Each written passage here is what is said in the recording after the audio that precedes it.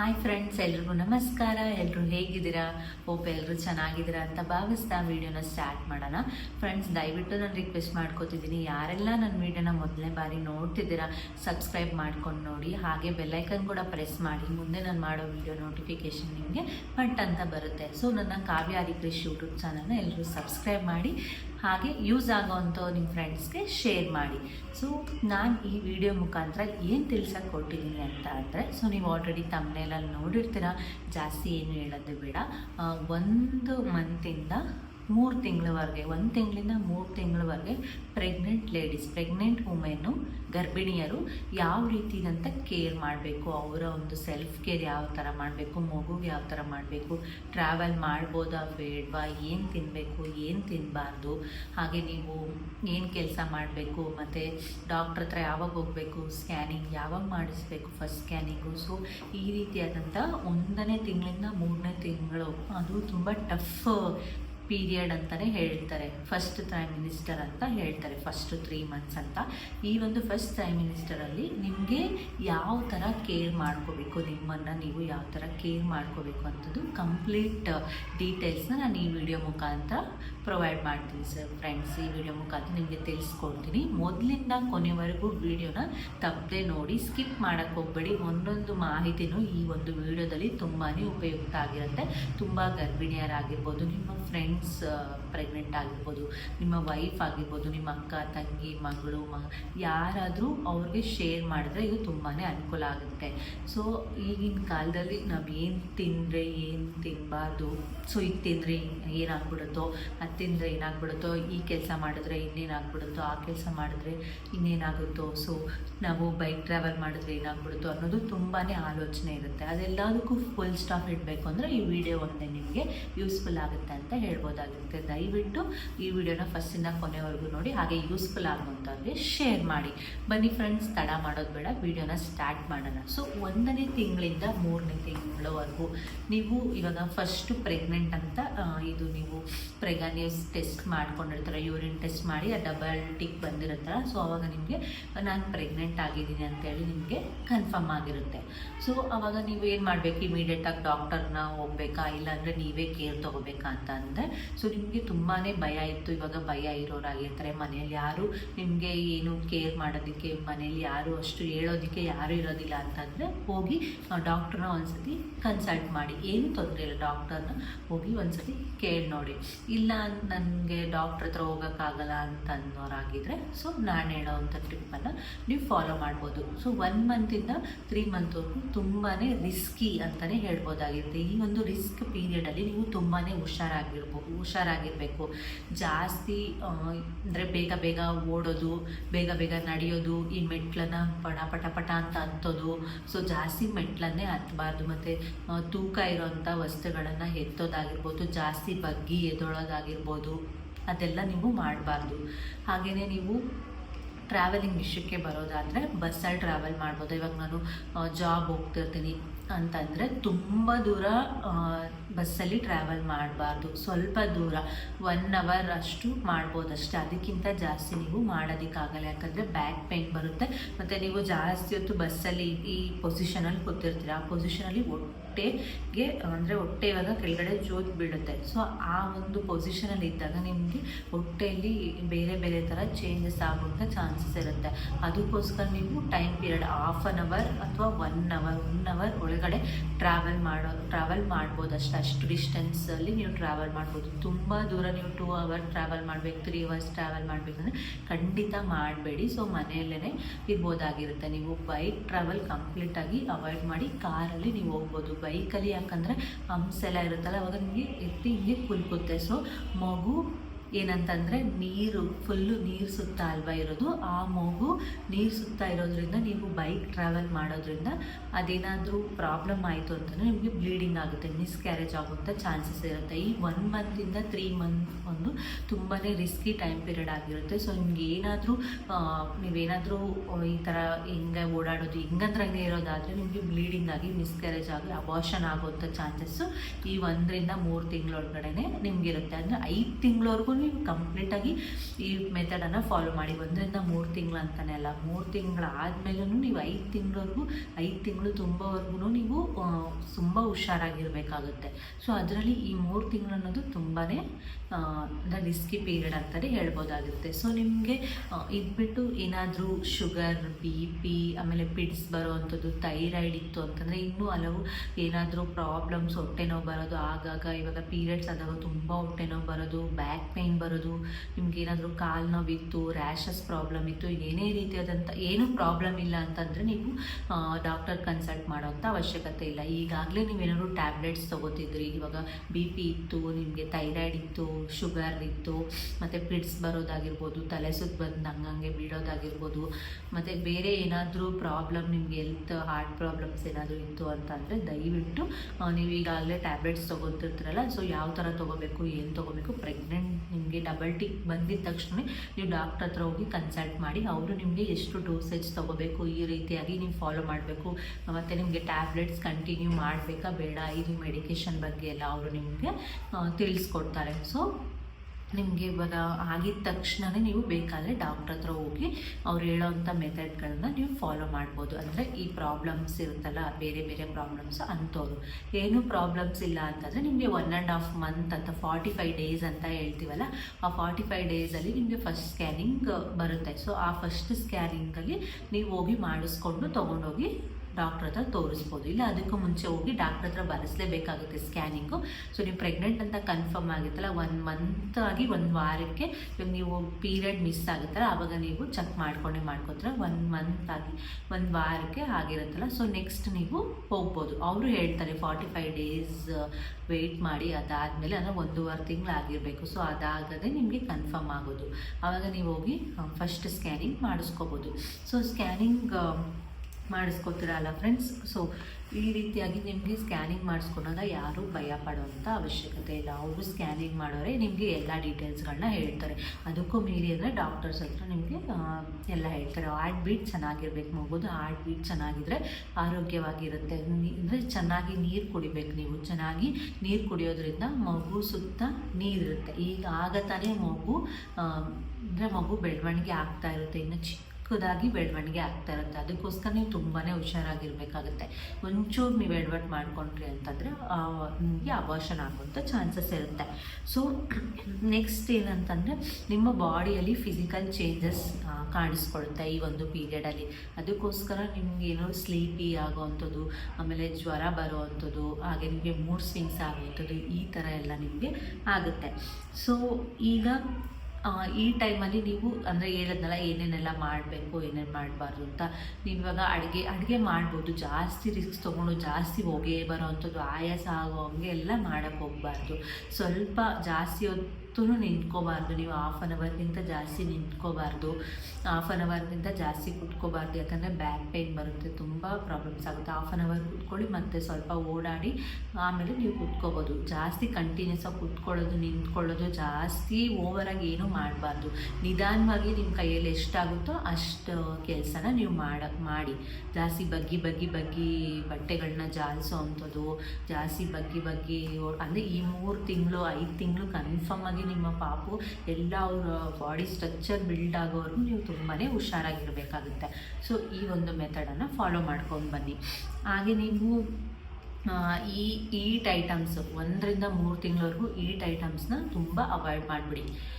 ಈ ಚಿಕನ್ ಆಗಿರ್ಬೋದು ತಿನ್ನಿ, 1 ಅಥವಾ 2 ಪೀಸ್ ತಿನ್ಬೋದು ಅಷ್ಟೇ ನೀವು. ಈ ಫಿಶ್ ಆಗಿರ್ಬೋದು, ಆಮೇಲೆ ನೀವು 3 ಮಂತ್ಸ್ ಆಗಿ ಕನ್ಫರ್ಮ್ ಎಲ್ಲ ಆಗುತ್ತಲ್ಲ, ಆವಾಗ ನೀವು ತಿನ್ಬೋದು.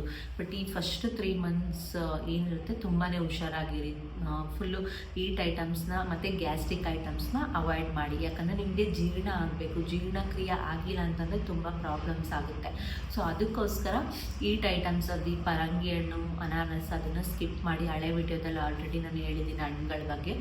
ಮತ್ತು ನಿಮಗೆ ಇವಾಗ ಏನಂತಂದರೆ ತುಂಬಾ ಸುಸ್ತಾಗುತ್ತೆ. ಸೊ ಊಟ ತಿನ್ನೋದಕ್ಕೆ ಆಗದೆ ಇರೋರು ಜ್ಯೂಸ್ ಆದರೂ ತಿನ್ನಿ, ಬಟ್ ಏನೂ ತಿಂದಿರ ಇರಬಾರ್ದು. ಜ್ಯೂಸ್ ಇವಾಗ ನಿಮ್ಗೆ ಯಾವ ಜ್ಯೂಸ್ ಇಷ್ಟ ಆಗುತ್ತೋ ಆ ಜ್ಯೂಸನ್ನು ನೀವು ಕುಡಿಬೋದಾಗಿರುತ್ತೆ. ಓಕೆ, ಹೇಳಿದ್ನಲ್ಲ, ಈಟ್ ಐಟಮ್ಸ್ನ ಅವಾಯ್ಡ್ ಮಾಡಿ. ಚಿಕನ್ ಆಗಿರ್ಬೋದು, ಈ ಪರಂಗಿ ಹಣ್ಣು ಆಗಿರ್ಬೋದು, ಬೇರೆ ಬೇರೆ ಥರ ಫಿಶ್ ಆಗಿರ್ಬೋದು, ನಿಮಗೆ ಗೊತ್ತಿರುತ್ತೆ ಈಟ್ ಐಟಮ್ಸ್ ಯಾವುದಿರುತ್ತೆ ಅಂತ. ಹಂಗಂತ ಕೋಲ್ಡ್ ಐಟಮ್ಸ್ ತಿನ್ಬೋದು ಅಂತ ಬೇಡ, ಈಟು ಬೇಡ, ಕೋಲ್ಡು ಬೇಡ. ನಾರ್ಮಲ್ ಐಟಮ್ಸ್ ಯಾವುದಿರುತ್ತಲ್ಲ ಅದನ್ನು ನೀವು ಫುಡ್ಡನ್ನು ತೊಗೋಬೋದಾಗಿರುತ್ತೆ. ಈ ಫಿಶ್ಶು ಕೂಡ ಸ್ವಲ್ಪ 3 ಮಂತ್ಸ್ವರೆಗೂ ಅವಾಯ್ಡ್ ಮಾಡಿ. 3 ಮಂತ್ಸ್ ಆದಮೇಲೆ ನೀವು ತಿನ್ಬೋದು. ಎಗ್ಗು ಕೂಡ ಅಷ್ಟೇ 3 ಮಂತ್ಸ್ ಅವಾಯ್ಡ್ ಮಾಡಿ. 3 ಮಂತ್ಸ್ ಆದಮೇಲಿಂದ ಅದು ಒಳ್ಳೆ ಪ್ರೋಟೀನು, ನ್ಯೂಟ್ರಿಷನ್ ಎಲ್ಲ ಇರುತ್ತೆ, ಅದು ಕೂಡ ನೀವು ತಿನ್ಬೋದಾಗಿರುತ್ತೆ. ಯಾಕಂದರೆ 3 ಮಂತ್ಸ್ ತುಂಬಾ ಹುಷಾರಾಗಿರ್ಬೇಕು. ಆಮೇಲೆ ನೀವೇನು ತಿಂದರೂ ಮಗುಗೆಲ್ಲ ಸೇರುತ್ತೆ. ಸೊ ಅದಾದಮೇಲೆ ನೀವು ಕಂಪ್ಲೀಟಾಗಿ ಸ್ವಲ್ಪ ರೆಸ್ಟ್ ತೊಗೊಳ್ಳೋದೇ ಒಳ್ಳೇದು ಅನಿಸುತ್ತೆ ಈಗಿನ ಜನ್ರೇಷನಲ್ಲಿ. ಮುಂಚೆ ಅಂತಂದರೆ ಚೆನ್ನಾಗಿ ಕೆಲಸ ಎಲ್ಲ ಪ್ರತಿಯೊಂದು ಕೆಲಸ ಮಾಡ್ತಾನೇ ಇದ್ದರು.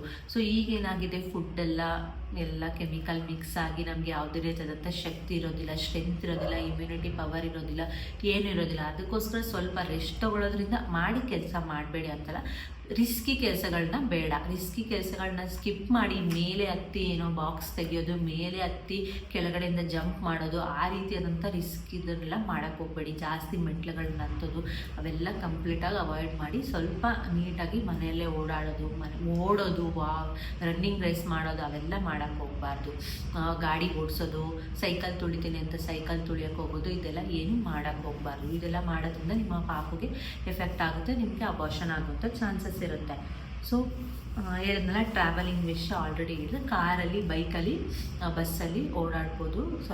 ಬೈಕಲ್ಲಿ ಓಡಾಡೋಂಗಿಲ್ಲ, ಬೈಕಲ್ಲಿ ಓಡಾಡಬೇಡಿ. ಕಾರು ಮತ್ತು ಬಸ್ಸಲ್ಲಿ ಅದು ಲಿಮಿಟ್ ಇರುತ್ತೆ, ಇಷ್ಟು 1 ಅವರ್ ಅಷ್ಟು ಓಡಾಡಿ ಸಾಕು. ಅದಕ್ಕಿಂತ ಜಾಸ್ತಿ ಓಡಾಡೋಕ್ಕೆ ಹೋಗಬೇಡಿ, ಪ್ರಾಬ್ಲಮ್ ಆಗುತ್ತೆ. ಸೊ ಅದಾದಮೇಲೆ ನೀವು ಈ ಕಾಫಿ ಟೀನ ಅವಾಯ್ಡ್ ಮಾಡೋದೇ ಒಳ್ಳೇದಂತ ಹೇಳೋಕ್ಕೆ ಇಷ್ಟಪಡ್ತೀನಿ. ಈ ಕಾಫಿ ಅಂದರೆ ಕಾಫಿ ಈಟ್ ಅಂತ ಹೇಳ್ಬೋದಲ್ವಾ, ಈಟ್ ಆಗಿರುತ್ತೆ. ಸೊ ನೀವು ಕುಡಿಲೇಬೇಕು ಅನ್ನೋರು ಸ್ವಲ್ಪ ಕುಡೀರಿ, ಇಲ್ಲ ಅಂದರೆ ಕಂಪ್ಲೀಟಾಗಿ ಅವಾಯ್ಡ್ ಮಾಡಿಬಿಡಿ. Coffee tea ಕುಡಿಲೇಬೇಡಿ. ಟೀ ಕುಡಿಯೋದ್ರಿಂದ ಪಿತ್ತ ಆಗುತ್ತೆ, ವಾಮಿಟಿಂಗ್ಗೆ ನಿಮಗೆ ಅದು ವಾಮಿಟ್ ಬರೋದಕ್ಕಾಗುತ್ತೆ, ಮತ್ತು ಅದು ಗಂಟ್ಲಲ್ಲೇ ಇರುತ್ತೆ. ಟೀ ಕುಡಿಯೋದ್ರಿಂದ ಗಂಟ್ಲಲ್ಲೇ ಇರುತ್ತೆ, ನಾಲ್ಗೆ ಮೇಲೇ ಇರುತ್ತೆ ಆ ಟೀ ಕುಡಿಯೋದ್ರಿಂದ. ಆಗ ನಿಮಗೆ ಜೀರ್ಣಕ್ರಿಯೆ ಚೆನ್ನಾಗಿ ಆಗೋದಿಲ್ಲ. ಓಕೆನಾ, ಇದು ಟೀ ಹೀಟ್ ಆಗುತ್ತೆ, ಇದು ಪಿತ್ತ ಆಗುತ್ತೆ, ವಾಮಿಟಿಂಗ್ಗೆ ಹೆಲ್ಪ್ ಮಾಡುತ್ತೆ. ಅದು ವಾಮಿಟ್ ಆಗೋದಕ್ಕೆ ಮೊದಲೇ ನಿಮಗೆ ಈ ಟೈಮಲ್ಲಿ ವಾಮಿಟ್ ಆಗೋದು, ಏನೇನೋ ಆಗೋದು ಆಗ್ತಿರುತ್ತೆ. ಅದಕ್ಕೋಸ್ಕರ ಈ ಕಾಫಿ ಟೀ ಬದಲು ಹಣ್ಣುಗಳನ್ನ ಜ್ಯೂಸ್ ಕುಡೀರಿ, ಹಣ್ಣು ತಿನ್ನಿ, ಆಮೇಲೆ ಬೇರೆ ಡ್ರೈ ಫ್ರೂಟ್ಸ್ ಆಗಿರ್ಬೋದು, ಆ ರೀತಿಯಾದಂಥ ನೀವು ಬೇರೆ ಈ ಕಾಫಿ ಟೀ ಬದಲು ಮಾಡ್ಕೊಡಿ. ಇಲ್ಲ ನನಗೆ ಆಗೋದೇ ಇಲ್ಲ, ನಮ್ಗೆ ಅವಾಯ್ಡ್ ಮಾಡೋದಕ್ಕೆ ಬಿಡೋಕ್ಕಾಗಲ್ಲ ಅನ್ನೋರು ಸೊ ಸ್ವಲ್ಪ ಕುಡೀರಿ. ಇಲ್ಲ ಅಂತಂದರೆ ಹಾಲು ಕುಡೀರಿ. ಹಾಲಿಗೆ ಬೇಕಾದ್ರೆ ಹಾರ್ಲಿಕ್ಸ್, ವುಮೆನ್ಸ್ ಹಾರ್ಲಿಕ್ಸ್ ಬರುತ್ತಲ್ಲ, ಅದನ್ನು ನೀವು ಮಿಕ್ಸ್ ಮಾಡ್ಕೊಂಡು ಕುಡೀರಿ. ಇಲ್ಲ ನಿಮಗೆ ಸುಸ್ತಾಗ್ತಿದೆ ಅಂದರೆ ಡಾಕ್ಟರ್ ಸಜೆಷನ್ ತೊಗೊಂಡು ಯಾವುದಾದ್ರೂ ಪೌಡರ್ಗಳು, ಇಮ್ಯುನಿಟಿ ಪವರ್, ಸ್ಟ್ರೆಂತ್ ಜಾಸ್ತಿ ಆಗೋವಂಥ ಪೌಡರ್ಸ್ ಇರ್ತಾವಲ್ಲ, ಅದನ್ನು ಹಾಲಿಗೆ ಮಿಕ್ಸ್ ಮಾಡ್ಕೊಂಡು ಕುಡೀರಿ. ಕಾಫಿ ಟೀ ದಯವಿಟ್ಟು ಅವಾಯ್ಡ್ ಮಾಡಿ ಫ್ರೆಂಡ್ಸ್, ಅದು ನಿಮಗೆ ಬಾಡಿಗೆ ಅಂದರೆ ತುಂಬ ಎಫೆಕ್ಟ್ ಮಾಡುತ್ತೆ. ಸೊ ಅದು ಬೇಡ 3 ಮಂತ್ಸ್ವರೆಗೂ. ಆಮೇಲೆ ನಿಮ್ಗೆ ಏನು ಕಾಫಿ ಟೀಯಿಂದ ಒಳ್ಳೇದಾಗುತ್ತೆ ಅಂತ ಹೇಳೋದಲ್ಲ, ಕಾಫಿ ಟೀಯಿಂದ ಕೆಟ್ಟದ್ದೇ ಆಗೋದು. ಅದನ್ನು ಸ್ಕಿಪ್ ಮಾಡೋದ್ರಿಂದನೇ ಒಳ್ಳೆಯದು. ನೀವು ನಂಬ್ತಿರೋ ಬಿಡ್ತಾರೋ, ನಾನು ಕಾಫಿ ಟೀ ಅಂತೂ ಕುಡಿಯೋದೇ ಇಲ್ಲ ಡೈಲಿ, ನನಗೆ ಇಷ್ಟನೇ ಆಗಲ್ಲ ಕಾಫಿ ಟೀ ಕುಡಿಯೋದೇ ಇಲ್ಲ ನಾನು. ಸೊ ನಿಮಗೂ ಇಷ್ಟ ಆಗಿಲ್ಲ ಅಂದರೆ ಬಿಡಿ. ಇಷ್ಟ ಆಗಿ ನಾನು ಕುಡಿತೀನಿ ಅಂತ ಅಂದರೆ ಸ್ವಲ್ಪ ಕುಡೀರಿ, ಇಲ್ಲ ಅಂದರೆ ಹಾಲು ಕುಡೀರಿ. ಹಾಲಿಗೆ ಹಾರ್ಲಿಕ್ಸ್ ಅಥವಾ ಬೇರೆ ಪೌಡರ್ಸ್ ಯಾವುದಾದ್ರೂ ಡಾಕ್ಟ್ರ್ ಹತ್ರ ಬರೆಸ್ಕೊಂಡು ಕುಡೀರಿ, ಒಳ್ಳೆಯದು, ಚೆನ್ನಾಗಿರುತ್ತೆ. ನಿಮಗೂ ಕೂಡ ಒಳ್ಳೆಯದು, ನಿಮ್ಮ ಬೇಬಿಗೂ ಕೂಡ ಒಳ್ಳೆಯದಾಗಿರುತ್ತೆ. ಸೊ ಈ ನಾಟಿ ಇದು ಚಿಕನ್ ಬಂದರೆ ನಾಟಿ ಕೋಳಿ ತಿನ್ನಿ, ಮಟನ್ ತಿನ್ನಿ, ಬಟ್ ಇದು ಬರುತ್ತಲ್ಲ ಬಾಯ್ಲರ್ ಚಿಕನ್ ಆಗಿರ್ಬೋದು, ಅದನ್ನ ಸ್ವಲ್ಪ ಅವಾಯ್ಡ್ ಮಾಡಿ 3 ಮಂತ್ಸ್ವರೆಗೂ. ಬೇಕಂದ್ರೆ ಅದು ಹೀಟ್ ಐಟಮ್ ಇರೋದಲ್ಲ, ಅದಕ್ಕೋಸ್ಕರ. ಸೊ ಫಿಶ್ ಹೇಳಿದ್ನಲ್ಲ 3 ಮಂತ್ಸ್ವರೆಗೂ ಬೇಡ ಫ್ರೆಂಡ್ಸ್. ಅದಾದಮೇಲೆ ಬಂದು ನೀವು ಲೇಕ್ ಫಿಶ್ ತಿನ್ನಿ, ಸಮುದ್ರದ ಫಿಶ್ ತಿನ್ನೋಕ್ಕೆ ಹೋಗ್ಬಿಡಿ, ಯಾಕಂದರೆ ಅದು ಮರ್ಕ್ಯುರಿ ಲೆವೆಲ್ ಜಾಸ್ತಿ ಇರುತ್ತೆ. ಅದಕ್ಕೋಸ್ಕರ ಸಮುದ್ರದ ಫಿಶ್ ಅವಾಯ್ಡ್ ಮಾಡಿ. ಸೊ ಅದಾದಮೇಲೆ 3 ಮಂತ್ಸ್ ಆದಮೇಲೆ ಎಗ್ ತಿನ್ನಿ, 3 ಮಂತ್ಸ್ ಒಳಗಡೆ ಎಗ್ಗನ್ನು ಅವಾಯ್ಡ್ ಮಾಡಿ. ಸೊ ಇದೆಲ್ಲ ನೀವು ಮಾಡ್ಬೋದು. ಹಣ್ಣುಗಳು ಜ್ಯೂಸ್ ಕುಡಿಬೋದು. ಯಾವ ಹಣ್ಣನ್ನ ಹಳೆ ವೀಡಿಯೋದಲ್ಲಿ ಹೇಳಿದ್ನಲ್ಲ, ಯಾವ್ಯಾವ ಹಣ್ಣು ನೀವು ಸೇವಿಸ್ಬೋದು, ಯಾವ ಹಣ್ಣು ಸೇವಿಸ್ಬಾರ್ದು ಅಂತ. ಸೇವಿಸೋ ಹಣ್ಣು ದಿನ ಬೆಳಗ್ಗೆ ಎದ್ದು ಒಂದೊಂದು ಜ್ಯೂಸ್ ಮಾಡ್ಕೊಂಡಾದರೂ ಕುಡೀರಿ, ಇಲ್ಲಾಂದರೆ ಡೈರೆಕ್ಟಾಗಿ ಹಣ್ಣಾದರೂ ತಿನ್ನಿ. ಇನ್ನು ಬೇರೆ ಬೇರೆ ಎಲ್ಲ ಪದಾರ್ಥಗಳನ್ನು ನೀವು ಊಟ, ಚಪಾತಿ ಆಗಿರ್ಬೋದು, ಹಾಗೆ ಅನ್ನ ಆಗಿರ್ಬೋದು, ಮುದ್ದೆ ಆಗಿರ್ಬೋದು, ಈ ರೀತಿಯಾಗಿ ನೀವು ಸೇವಿಸಿ. ಅಂದರೆ ನಿಮಗೆ ಯಾವ ಒಂದು ಆಹಾರ ನಿಮ್ಮ ದೇಹಕ್ಕೆ ಸೂಟ್ ಆಗ್ತಿದೆ, ನನಗೆ ಚೆನ್ನಾಗಿ ತಿನ್ನೋದಕ್ಕೆ ಆಗ್ತಿದೆ, ಈ ಆಹಾರ ತಿಂದಾಗ ನಾನು ಹೆಲ್ದಿಯಾಗಿದ್ದೀನಿ, ನನಗೆ ಓಡಾಡೋಕ್ಕೆ ಶಕ್ತಿ ಬರ್ತಿದೆ ಅನ್ನೋದು ಆ ರೀತಿಯಾದಂಥ ಆಹಾರಗಳನ್ನು ನೀವು ಸೇವಿಸ್ರಿ. ಯಾವುದೇ ರೀತಿಯಿಂದ ಪ್ರಾಬ್ಲಮ್ ಆಗಲ್ಲ. ನಾನು ಹೇಳಿದ್ನಲ್ಲ, ಇಷ್ಟು ನೀವು ಕೆಲಸ ಮಾಡೋವಾಗ ಹೇಗೆ ಮಾಡಬೇಕು, ನೀವು ಟ್ರಾವೆಲ್ ಮಾಡೋವಾಗ ಯಾವುದ್ರಲ್ಲಿ ಮಾಡಬೇಕು, ಏನೇನು ತಿನ್ನಬೇಕು, ಹೀಟ್ ಪದಾರ್ಥಗಳನ್ನ ಕಂಪ್ಲೀಟಾಗಿ ಅವಾಯ್ಡ್ ಮಾಡಬೇಕು 3 ಮಂತ್ಸ್ವರೆಗೂ. ಹಾಗೆಯೇ ನೀವು ಡಾಕ್ಟ್ರ್ ಹತ್ರ ಕೂಡ ಹೋಗಬೇಕಾಗುತ್ತೆ, ಯಾಕಂದರೆ ಮಗು ಇನ್ನೂ ಆಗ ಸ್ಟಾರ್ಟಪ್ ಆಗ್ತಿದೆ. ಸೊ ಹೇಗಿದೆ ಅಂದರೆ ನೀವು ಚೆಕ್ ಮಾಡಿಸ್ಕೋಬೇಕು, ಸ್ಕ್ಯಾನಿಂಗ್ ಮಾಡಿಸ್ಕೋಬೇಕು. ಅವರು ಸ್ಕ್ಯಾನಿಂಗ್ ಯಾವಾಗ ಮಾಡಿಸ್ಕೋಬೇಕು ಅಂತ ಬರ್ಕೊಡ್ತಾರೆ. ನಾನು ಪ್ರೆಗ್ನೆಂಟ್ ಇದ್ದಾಗ ನಾನು ಫಸ್ಟ್ ಸ್ಕ್ಯಾನಿಂಗ್ ಬಂದು 1.5 ಮಂತಲ್ಲಿ ಫಸ್ಟ್ ಅಂದರೆ ಕನ್ಫರ್ಮೇಷನ್.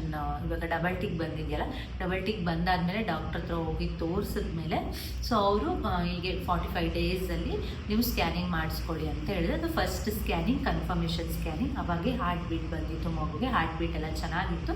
ಸೊ ನೀವು ಕೂಡ ಅದೇ ರೀತಿಯಾಗಿ ಫಾಲೋ ಮಾಡ್ಬೋದು. ಈ 3 ಮಂತ್ಸ್ ಅಂದರೆ 12 ವೀಕ್ಸ್ ಅಂತ ಹೇಳ್ತೀವಿ. ಇವಾಗ ಮಂತ್ಸ್ಗಳಿಗಿಂತ ವೀಕ್ಸ್ಗಳು ಲೆಕ್ಕ ತಗೋತಾರೆ ಈ 12 ವೀಕ್ಸಲ್ಲಿ.